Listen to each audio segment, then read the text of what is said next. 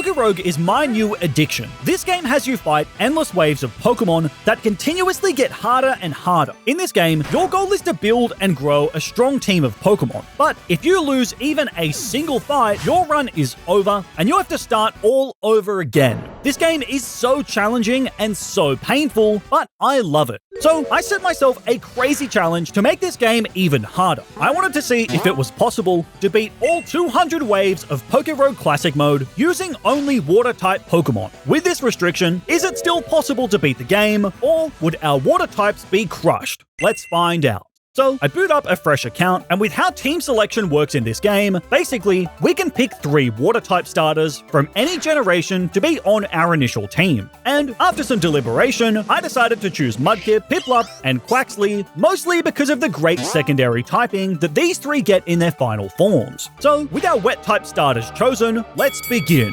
Wave 1. Our first opponent is just a pathetic low-level Rattata. For the most part, this looks like a normal Pokemon battle screen, but there are 2 differences up here in the top right corner. The top number is the wave that we're currently on, and this here is the cash balance. Money is so important in this game, because as you can see, after we quickly crush the Rattata with Pound, we're greeted with this item screen. Now, in case you've never played this game before, let me give you a little PokéRogue 101. Basically, after every wave, we can choose one of these 3 randomly generated items. In this case, a potion to heal our team, Pokeballs to catch more Pokemon, or a nugget to increase our cash. We can also use our money to buy as many of these healing items as we like, or to re-roll the 3 random items in hope of getting something better. However, remember, losing even a single battle will force me to start all over from the beginning, which means essentially the choice of item we take is all about balancing the need to keep our team healthy while also having the resources to make our team stronger. In this case, I grabbed the Great Balls just in case we actually find a water-type Pokemon that we can try to catch. Our second wave is a double battle, and these can be incredibly dangerous. However, after Water Gun annihilates Nincada in just one shot, Quaxly and Piplup are free to gang up on the Tailo, taking it down pretty safely. After picking up the rare candy to boost our Piplup by 1 level, the next few waves are relatively straightforward, giving us a few more levels on our team, while also learning new moves like Work Up on Quaxly and Water Gun on Piplup. This means that we go into Wave 8 with our team fully healed, and this is important because Wave 8 is our first rival battle. This is Ivy, and while she may look sweet, let me tell you, this girl is the devil incarnate. She's our only recurring rival in this challenge, but for now, she's not so scary, as thankfully, we got a little lucky because her random starter is the fire-type Chimchar. So, with a few water guns, we can wash up her monkey, as well as the Pidgey that follows, giving us a quick win over Ivy. And let me just say, thank you RNGesus for not giving her a terrifying grass starter. You just started and you're already this strong? Just started? Sure. Let's pretend like I haven't already developed a crippling addiction to this game. Also, you should subscribe to my channel because if this video does well, it'll rationalize my addiction and give me an excuse to play more PokéRogue. So, do your part. Anyway, Ivy gives us an EXP charm as well as an EXP all, which are now shown in the top left corner, along with any other important items that we gather during our current run. On to the next wave, and this one is another double battle. However, this time, one of the Pokemon is Bidoof, and while this chunky little beaver isn't a water type yet, it will be when it evolves into Beebarrel. So, after quickly taking out Ralts, I used one of our Great Balls to catch Bidoof on the first try. This thing has some terrible stats, and obviously we can't use it until it evolves and becomes a water type, but hey, at least it's something. Moving on to round 10, and this is our first boss fight. As you can see, the Lillipup has 2 HP bars, which makes it a lot harder to take down than any other normal Pokemon. As proof of this, Lillipup actually manages to take down Quaxly, giving us our first KO of the challenge. Thankfully though, it's not a big deal in this case because Piplup can still finish the fight with Water Gun. And in this game, your team is fully healed after every 10 waves. So our Quaxly is resurrected from the dead and we're good to go into Wave 11. This wave has a Mankey, which is an absolute beast. Its Fury Swipes do so much damage, crippling both my Piplup as well as Quaxly by the time we finally managed to take it down. And since we're only on round 11, we're still 9 rounds away from being fully healed. So this forces me into spending our precious money on healing both of our injured water types. This game is only going to get harder from here, and we still have such a long way until wave 200. Regardless, I was feeling pretty good about our team. Over the next few waves, we continued grinding through Pokemon and learning new moves like Charm on Piplup, but more importantly, Quaxly learns Wing Attack. And this is huge, as it at least gives us some option against grass types. With these team upgrades, I was starting to feel pretty safe. What a fool I was, because Wave 16 is home to another trainer battle, and this guy is a demon, because he pulls up with a grass and electric type Hisuian Voltorb. This thing is so fast and has move coverage for both of water type's weaknesses. Are you kidding me? The little ball of death outspeeds us, and bullet seeds deal enormous damage. However, it only connects twice, meaning that we just survive on 4 HP. This allows Piplup to land a charm, partially lowering Voltorb's attack stat. But Piplup's about to die, and it's my strongest Pokemon, so I need to keep it alive. As such, I switch into Mudkip, sacrificing it to the altar of Voltorb. This clears me to bring in my last hope, Quaxly. After barely surviving a bullet seed, I just need to pray that Wing Attack will be enough to kill, and it's still not enough. With that, Voltorb single-handedly wipes through the rest of my team, meaning we had lost. This game is so unforgiving. Danger can always be just around the corner. As that heathen of a Voltorb showed, we're always just one bad fight away from game over. Despite that though, I wasn't ready to give up yet, and marched right back into the deadly crosshairs of PokéRogue for attempt number 2. Using the same starters as our first attempt, this time things started off even worse, because Wave 3 serves up another grass type in the form of Bellsprout, who Vine Whips poor Piplup into its grave, already giving us our first KO so early in the run. While we can overpower Bellsprout, this forces me to burn through so much money just to heal up my team. However, soon after, we finally get some luck, as our Wave 4 item roll gives Mudkip the TM for Avalanche, an ice-type move that gives us a tool to fight against grass types. Although, I really needed that TM like 5 minutes ago. Still though, this move was about to pay dividends immediately, as this time, our rival Ivy rolls up with a deadly grass-type Chespin as her starter. Thankfully though, 2 super effective avalanches from Mudkip are all we need to take Chespin down, and the Rookity that follows quickly suffers the exact same fate, sealing us the win. This run is starting a lot better than my last one, and it's mostly because I'm focusing on leveling Quaxly this time around, and the main reason for that is workup.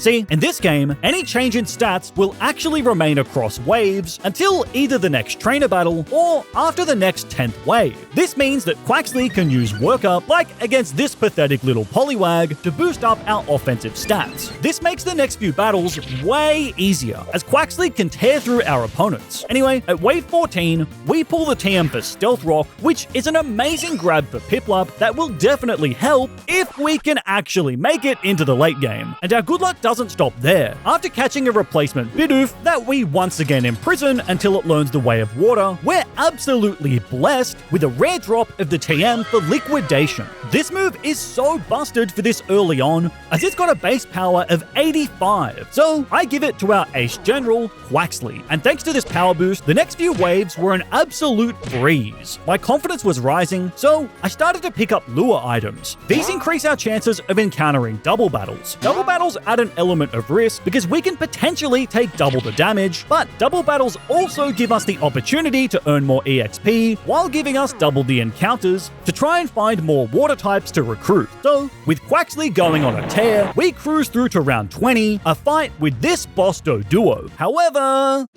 yeah, Quaxly just ended this man's whole career. And this man's career too. And with that, Quaxly reaches level 16, giving us our first evolution of the challenge, Quaxwell. At this point, we get another huge stroke of luck, as wave 21 brings us to a watery biome, which is an absolute godsend, because this means that the wild Pokemon are likely to be water types, giving us the chance to catch more Pokemon. So I got to work. On wave 21, I catch a Psyduck. Wave 22 is a double battle, and I can only grab one of these Pokemon, so I opt to KO Trudel in favor of catching the dopey-looking Slowpoke. And on wave 24, we recruit another duck to the squad, Ducklet. But sadly, our party is full, so I have to release the non-water type Bidoof.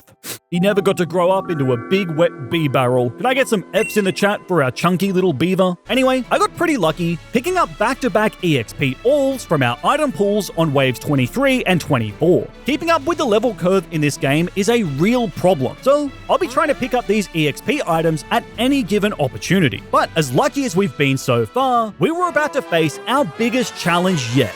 Wave 25. Rival fight. This is our second battle against Ivy, and now she's got an even stronger team. Now she's packing a Quilladin, which is terrible for my team. And to make things worse, after my wing attack barely does anything, she somehow hits a crit Vine Whip to cripple my duck. I need Quaxwell alive at all costs, so switch into our Psyduck, who is basically sacrificed in the process.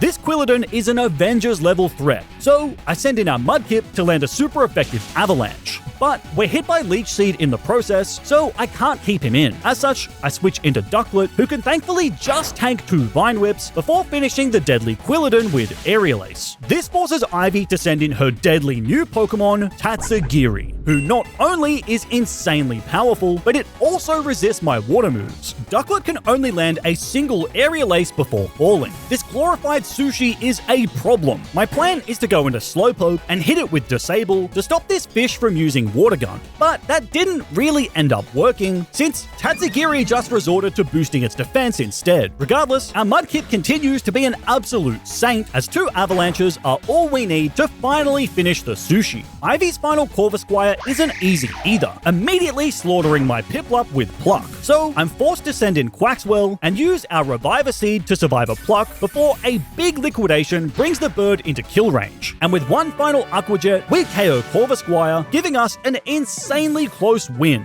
And to celebrate, Mudkip evolved into Marshtomp, which is huge, as now we've got a secondary ground type, meaning we can soak up any electric attacks. But despite our victory, now we're in an awful spot. We're still 5 rounds away from being healed, and our team has been absolutely decimated. I just don't have enough money to heal everyone, so I need to think carefully about how to approach this. But ultimately, I decided to focus on using my money to heal up the 3 Pokemon that are still alive, and I chose the Carbos Vitamin as my item to boost my speed because I'm fully investing my hopes of survival into the shoulders of Quaxwell. This situation definitely looks grim, but we're not done yet, because the next wave serves up a double battle of Goldeen and Magikarp, and this is perfect for so many reasons. First, this Magikarp is useless, meaning that after we take out Goldeen, we're pretty much free to boost up Quaxwell's stats with Workup. And on top of that, once we're boosted up, we can also catch Magikarp. Sadly, it does mean that Psyduck is no longer for this world. But if we can survive long enough to get this little fish to level 20, we will have a beast of a Pokemon on our hands. Anyway, thanks to the boost on Quaxwell, the next 3 levels are relatively easy to clear, with Quaxwell asserting its dominance over the wild water types. However, our team is still pretty crippled by the time we reach Wave 30. This wave is deadly because we have to take on a random gym trainer, which turns out to be Crasher Wake, meaning our team that is already weakened would have to survive a deadly water-type showdown. Wake leads with his Prinplup as we lead with Quaxwell, and while we don't have a good type matchup here, neither does Wake. His Bubble Beams don't deal too much damage, which gives Quaxwell enough time to set up 2 Workups. Thanks to this, 2 low sweeps are all we need to draw first blood, and in a funny coincidence, the EXP from that KO allows our Piplup to evolve mid-fight into a Prinplup of our very own. Next up is Wake's Weasel, who does outspeed and puts Quaquaval onto the brink of death with Bite. However, one more low sweep combined with a priority Aqua Jet can quickly finish off the Water Weasel. This leaves Wake with only one Pokemon, his strongest, most powerful ocean beast, Magikarp. Really, dude? You brought a Magikarp? But Keegan, didn't you bring a Magikarp too? Hey, shut up. Quaxwell instantly fries that fish with Liquidation, meaning we had somehow survived both the Ivy fight and Gym Leader Showdown with a crippled roster. And as a reward, not only is our team healed, but our Magikarp also evolves into Gyarados, giving us a huge upgrade to our roster. Now it was time for Wave 31. This set brings us to a beach biome, and in another slice of luck, our first encounter here is Marini. It's another awesome Pokemon with access to moves like Toxic Spikes and Recover, which is incredibly useful in a game like this, where health points are a precious resource. Although, it does mean that I have to send Ducklet to the Gulag to make room for Marini, but this team wasn't big enough for 2 ducks. Anyway, now our roster is really starting to come together. This team has a lot of potential, but as we know, it just takes one bad fight to ruin everything. So, I wasn't about to take anything lightly. Despite that, these next 10 waves were very straightforward. Our Quaxwell can take care of pretty much everything that lives on the beach. So, our progress was fast, and we even got some cool new moves, like Crunch and Waterfall on Gyarados, making this thing even stronger. Our money situation is utterly abysmal, but that doesn't stop us from quickly cleaning the next boss Pokemon, bringing us into the 40s. And the first 2 waves here are relatively straightforward, with Gyarados doing a lot of the heavy lifting.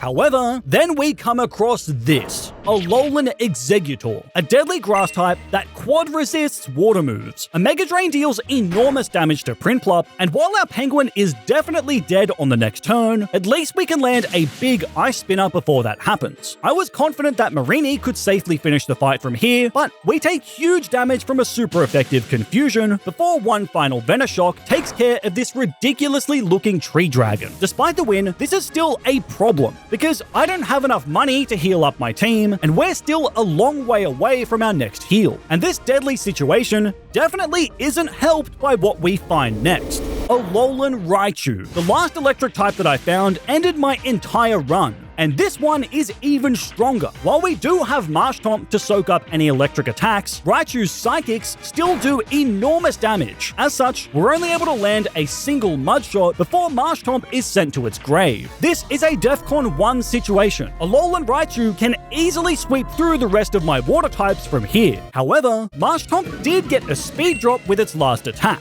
So, I just need to pray that our fastest Pokemon, Gyarados, is faster than the deadly Raichu, because if it's not, our whole team is about to be executed by 1 billion volts of electricity. So without any better options, I send my prayers to Lord Helix, click Crunch, and we outspeed! A quick, super effective Crunch saves us from what would have otherwise been certain death. Man, these electric types are so scary. Luckily, we pulled a max revive from the item drop, so I resurrected our Marshtomp because I can't risk running into another electric type. Thankfully though, the next wave is a much less threatening Vulpix, who I used to recover some HP on Marini, as well as setting up Toxic Spikes to help us deal with the next few waves. And thankfully, these are relatively smooth, as Gyarados clears through these encounters with ease. On top of that, we even find a revive to resurrect Prinplup, and even get some nice upgrades to the team. First, with Slowpoke learning Slack Off, another amazing move that recovers HP. But even more importantly, our Quaxwell finally reaches level 36, evolving into its final form, Quaquaval, who now learns its signature move, Aqua Step. Not only is it powerful, but it also has the added effect of boosting our speed, giving us some enormous sweeping potential. Before long, we'd made it to the Wave 50 boss, Alolan Golem. Are you kidding me? Another electric type? Thankfully though, Marshtomp has a much better matchup this time around, as 2 Mud Shots are all we need to wipe out the electrified walking boulder. With that, we had cleared Wave 50, and we were now a quarter of the way to our goal of beating Wave 200. However, I was soon about to realize that the rest of this challenge was going to get way harder. This set of waves takes place in the ocean, starting with a battle against a wild Gyarados. We've already seen firsthand just how good this thing is, so it can't be taken lightly. However, we can use our Gyarados to pivot to Intimidates, nerfing the Imposter's attack stat. And after using our incredible new move, Dragon Dance, to boost our attack and speed, 2 Crunches can finish the job. Interestingly, the very next wave delivers us a Pelipper, which could be incredibly useful for our team, since its ability sets up the rain. As such, Pelipper could be a lifesaver in this challenge. But honestly, I really love how my team looks right now, and I want to avoid having 2 Pokemon that are both quad weak to electric. So ultimately, I decided not to take it, but leaving Pelipper behind could end up being a huge mistake. Anyway, the EXP from these first few waves goes a long way, as it gives us some huge evolutions, with Marshtomp evolving into Swampert, Slowpoke evolving into a very big, very chunky, and very derpy Slowbro, as well as Prinplup evolving into Empoleon, who finally gains its incredibly useful secondary Steel typing. I may still be a pathetic, broke man, but at least now our team is packed with fully evolved Pokemon, and we were definitely going to be needing them, as round 55 is another showdown with Ivy. But the reality is, you're going to lose sooner or later, okay?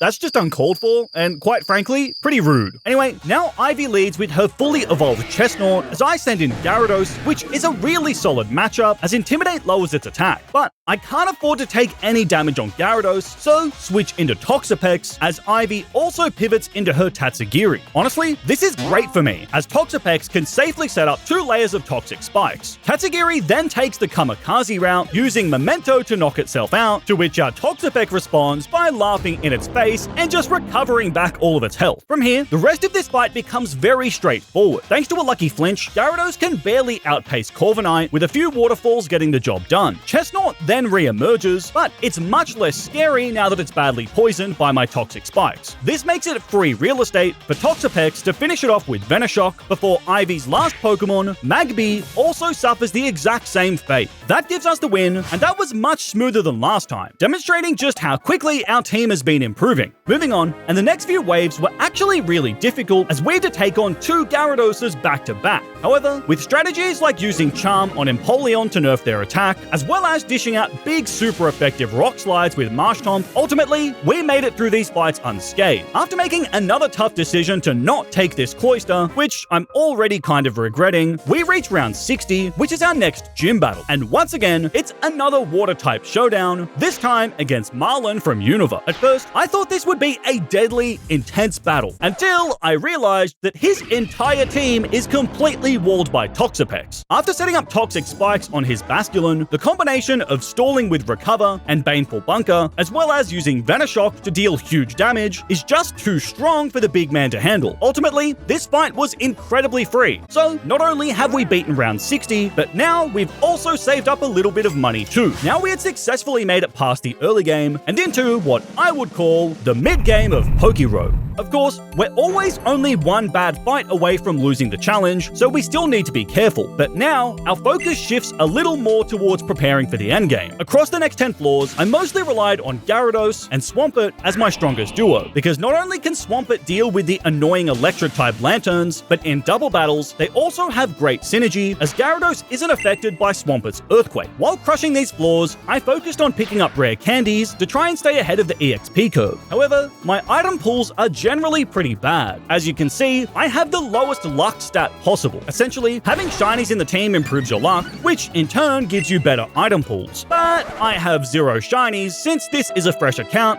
so I'm stuck with this trash. Anyway, we continued moving, with Quaquaval crushing the level 70 boss in no time at all. Those waves were straightforward, and the next 10 are relatively similar. However, I did face a really annoying Golbat who badly poisons Gyarados with its Poison Fang, and this toxic trainer on round 79 was an absolute pest, paralyzing both my Gyarados as well as my Toxapex with Body Slam. Curing all these statuses drains my bank account dry, which is so annoying since I'd only just started building up any cash. On the plus side, I did pull a Mega Bracelet from the item drop, and while it doesn't really do anything for me now, it means that now there's a chance for me to pull the Mega Stones for either Gyarados, Swampert, or Slowbro. Although, with my item luck, I very much doubt that's gonna happen. Regardless, after beating up the next big-nosed boss, we safely moved into the 80s. Although this set starts off really poorly, as Gyarados gets hit by a super effective Stone Edge, and this is made even worse by the fact that the next floor has this trainer with 6 whole Pokemon, and as if that's not bad enough, she leads with an electric-type Arctozolt. Naturally, I switch into our ground-type Swampert, but then she goes for Freeze Dry, a move that can absolutely annihilate my entire team. This thing is so dangerous. Thankfully though, my ground-type scares the AI into switching into Volbeat. This gives me the perfect opening to switch into Quaquaval. The AI tries to switch again, but it's too late. Their fate has already been sealed, because as Gardevoir switches in, Quaquaval sets up a workup, and on the following turn, an Aqua Step decimates Gardevoir while also giving us a speed boost. With these stat buffs, this trainer's career is over, as Quaquaval then proceeds to wipe each and every one of her pathetic Pokemon off the map.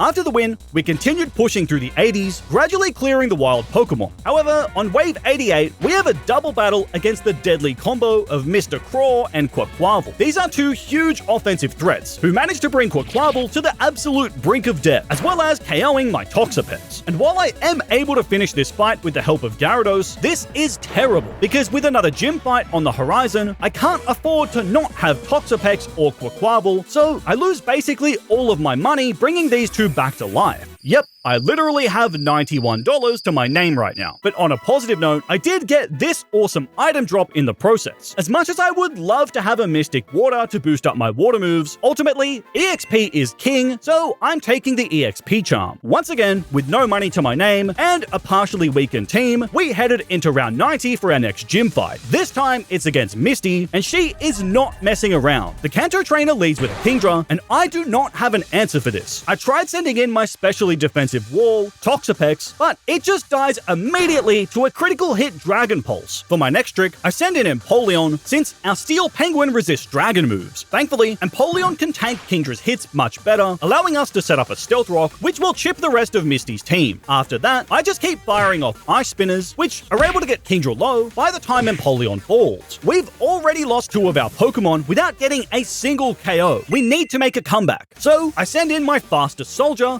Quaquaval. But before we can deal the final blow to Kingdra, Misty switches into Starmie. We can deal some chip damage, but this is an awful matchup for me, so I pivot into our Slowbro. Our big beefy bro fares much better. The combination of Slack Off to recover HP, as well as Amnesia to boost our special defense, allows Slowbro to become an absolute wall. And from here, a Psychic followed by a Surf brings Starmie to the brink of death. But for some reason that I can't explain, the AI switches again. This cycle then repeats for the next 2 Pokemon. Our tanky Slowbro gets them low before the AI decided to switch. It's odd behavior for sure, but ultimately, this allows our beefy bro to run rampant on Misty's team, literally sweeping her entire roster in one of the strangest comebacks of all time. But Slowbro really saved us in that fight, so you better like this video right now if you're a real Slowbro enthusiast. Anyway, that's our 3rd gym leader cleared, allowing us to enter the nervous 90s. The first few waves here are straightforward, as we continue beating up on wild water types. But after wave 94, I make sure to fully heal up, because the next wave is a rematch with Ivy. I hardly eat or sleep now, I just train Pokemon.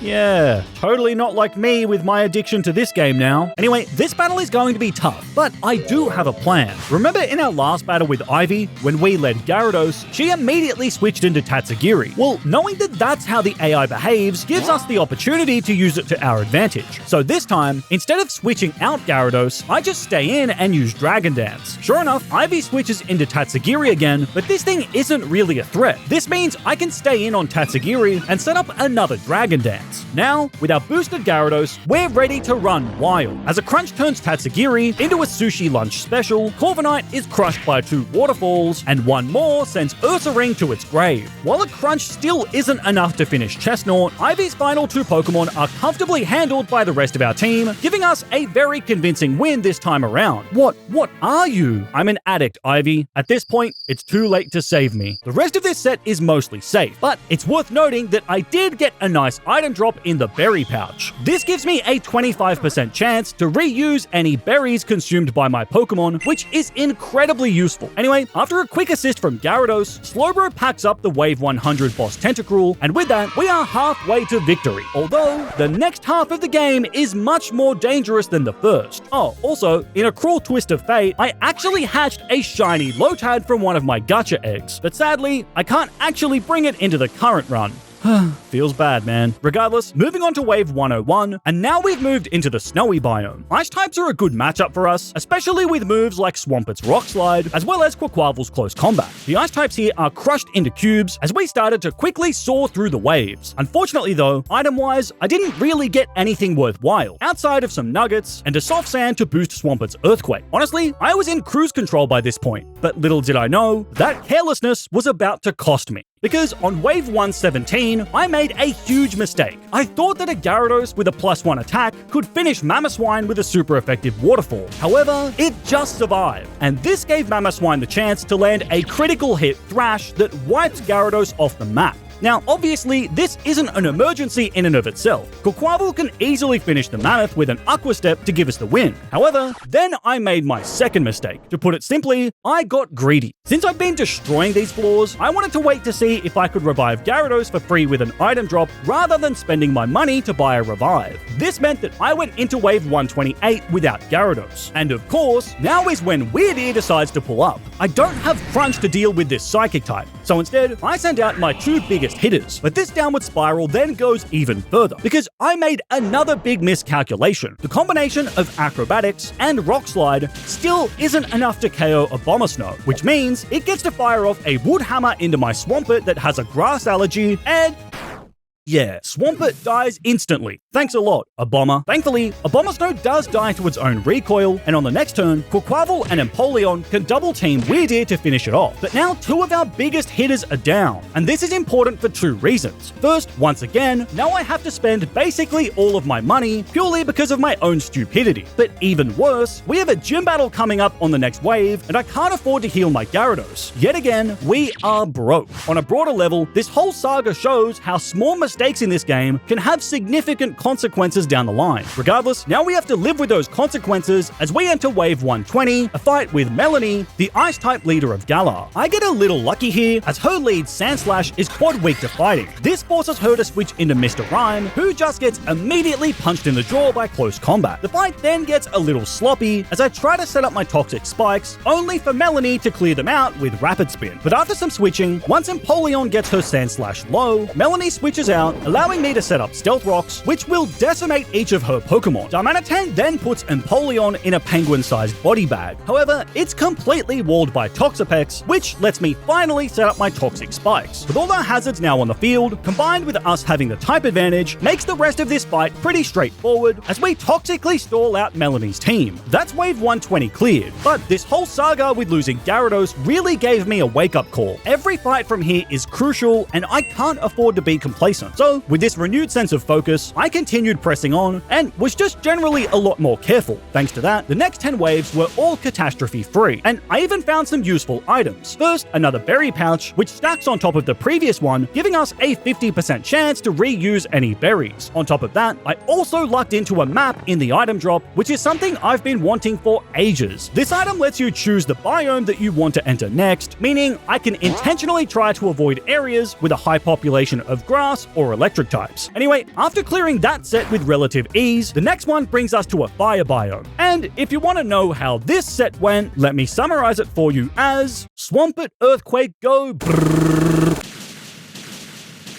After leaving the local fire types with some watery PTSD, it was finally time to get serious as we moved into Wave 141. The reason why this is so important is because at Wave 145, we have another battle with Ivy in what is easily the biggest difficulty spike in the entire game, because she's got a ridiculously powerful new Pokemon in her arsenal. So, over the next few rounds, it's important that I pick up as many good items as possible. However, my item luck was terrible. I didn't get a single X item, or a Memory Mushroom to learn Ice Fang on Gyarados. The best I could scrounge together were a few rare candies, which left me feeling incredibly worried as we reach the dreaded Wave 145. Ivy approaches and doesn't even say a word before challenging us to what is easily our hardest battle yet, and I am pulling no punches. As we know from our previous encounters with Ivy, leading with our Gyarados forces her to switch into Tatsugiri. So this time, I counter her by also switching into Empoleon. My plan here is to set up Stealth Rocks, however, Ivy just immediately sacrifices her Sushi with Memento. The free KO is great for us, but for some reason, my Stealth Rocks don't go up, which is a disaster. Ivy reintroduces Chestnut into the battle, and I have to keep Empoleon alive, so switch into Toxapex, who has a much better matchup. While Ivy does immediately switch out into her Steel-type Corviknight, I'm able to set up my first layer of Toxic Spikes, and after Corviknight hits some small chip damage with Pluck, I can also get up the second layer. After using Recover to heal off some of that damage, I bring Empoleon back into the fold, since our Penguin can tank Corviknight's hits much better. A Brave Bird still does sizable damage, but this window allows us to finally get our Stealth Rocks up in the air. And after another Brave Bird, Empoleon fires back with Brine, which brings Corviknight to the brink of death. I'm prepared to sacrifice Empoleon here, but I know from my previous fights that the AI loves to switch out their Pokemon when they're at low health. And sure enough, Ivy does exactly that, bringing in her Chestnut, who is immediately hit by Charm on entry, lowering its attack by 2 stages. Now we've burned Chestnut's Lumberry, and with it nerfed, we're completely safe to bring in Toxapex, Grass, who can recover in Chestnut's face, bringing us back to full health. But after I hit a Venoshock for solid damage, Ivy switches again, this time into her Ursaluna. And since I know that the ground type move is coming, I switch into Gyarados, which nullifies the incoming high horsepower. Anyway, Ivy and I continue switching around for a few more turns, allowing my entry hazards to stack up damage. But eventually, Ursaluna locks itself into Thrash against Gyarados, so I can quickly KO the big bear with Waterfall. However, now is when the real fight begins, as Ivy sends in her most deadliest Pokemon, and the entire reason why this fight is so scary, Rayquaza. And not just any Rayquaza, a boss Ray with 4 HP bars. This thing is the Grim Reaper. I can't take any chances against Ray, so I send out Empoleon as a noble sacrifice to die instantly. But since Ray is now locked into Outrage, my plan is to send in Swampert next and just pray that we live a hit. So Ray charges up another powerful Outrage, and we just survive! This lets Swampert hit a big quad-effective avalanche, but it's still not enough, as Ray still hangs on down to its last health bar. Swampert instantly falls on the next turn, and our team is teetering on the edge of collapse. Regardless, we're not done yet. Next, I send in our bulky Toxapex and use Baneful Bunker. Not only does this protect us from damage, but since Rayquaza makes contact with Outrage, it's also left poison. This is so huge, as now I can just run down the clock by using Recover, as well as another Baneful Bunker. Once Ray is on the brink of death, Ivy switches out, and that seals our win, because Chestnut quickly succumbs to poison before Corviknight is polished off by our beefy Slowbro. Rayquaza re-enters, only to die instantly to Stealth Rock damage, and her final Magmortar never stood a chance, as Slowbro surfs it into the Shadow Realm. That fight was insanely tough, but we had somehow scraped out the win over Ivy. And while she'll be back with an even scarier team later on, I'm just glad that our water types live to fight another day. We aren't healed after the fight, so I have to invest most of my money into covering the hospital bills of my Pokemon. Anyway, after choosing not to take a Master Ball in lieu of grabbing a HP up for Gyarados, we pressed onwards. And despite our poor item luck before Ivy, now we're getting much luckier, because over the next few waves, I was able to find an Amulet coin to boost up the money that we earn, as well as a Max Revive to Monster Reborn our Empoleon. This meant that our team was looking pretty stable as we headed into our next gym fight, and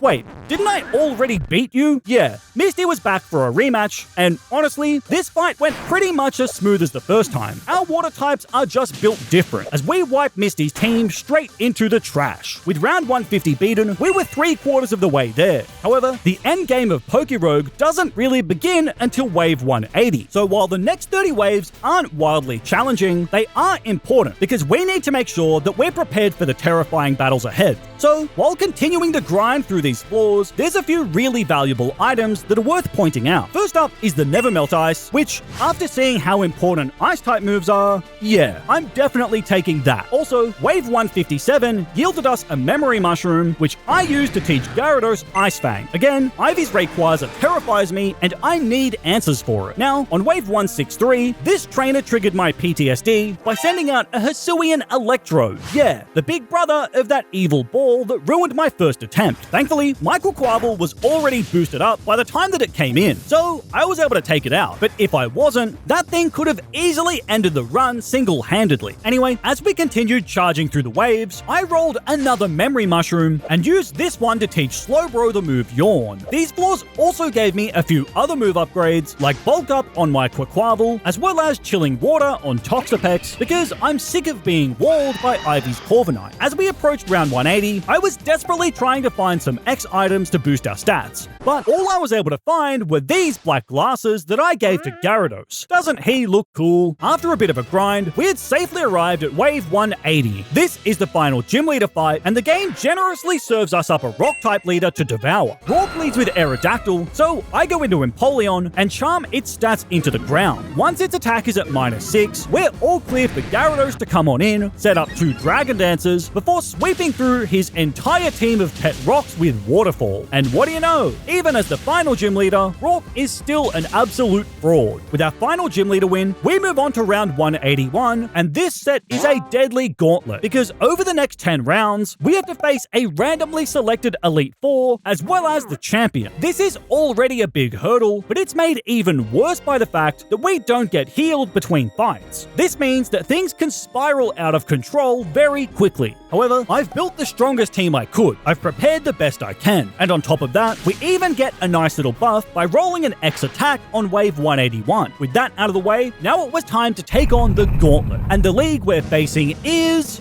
Johto. And this is great for us, because the Psychic type user, Will, is up first, which means that once our Gyarados in glasses sets up a single Dragon Dance, we're clear to utterly chomp down on Will's entire team, as Gyarados rips him to shreds with super effective crunches. This means that we're unscathed as we go into the second fight against the Poison type master, Koga. This fight can be deadly though. Full heals are expensive, so we can't just let him poison our entire team. As such, I focus on trying to use Empoleon and Toxapex, as these two are immune to poison, while Slowbro does get statused in the process, and Toxapex is blown to pieces by an exploding Weezing. Thankfully, Empoleon can sweep through most of his team thanks to that incredibly useful steel typing. While our team is pretty battered after that fight, and I do have to spend a lot of money on hospital bills, ultimately, we've still got a pretty decent cash balance as we head into the third fight against Bruno. This is another fight where we've got some pretty solid counters to his team. While Bruno does carry a very scary electric type Alolan Golem, thankfully, Gyarados can clean it up with a boosted Waterfall. Our big, beefy Psychic type Slowbro is able to take care of both Bruno's Poliwrath as well as his Sirfetch'd with Psychic. His Hitmonchan is a little more scary once it reveals that it knows Thunder Punch. However, Swampert's Earthquake sends that Hitmonchan to its grave, and the Terra Steelix that follows afterwards suffers the exact same fate. With Gyarados claiming the final kill on Hitmonlee, we decimated the third member of the Johto League. And as if things weren't already going well, on this wave, we pulled a Relic Gold item. This gives us an insane $40,000 that I am absolutely taking. Having money in this endgame is so crucial, as it means that we can heal up our team, as well as re-roll our item drops. Anyway, Karen's the final Elite Four member, and she ends up being the easiest of them all. Her lead Sharpedo is entirely free for Gyarados to set up on, boosting our stats with Dragon Dance. After that, her team are all drowned out by Waterfall to give us a very clean win with 0 deaths. With the Elite Four conquered, next up is the champion. And while I was expecting Lance, it ended up being Red. But honestly, Red is no comparison to the insane fights that we have coming up. While Red does get the first KO on my Empoleon, once we have Stealth Rocks up, as well as Toxic Spikes from Toxapex, the rest of this fight is actually very straightforward. I have to do a lot of stalling with Slowbro against Red's Espeon, but once that gets low, he switches into his iconic ace,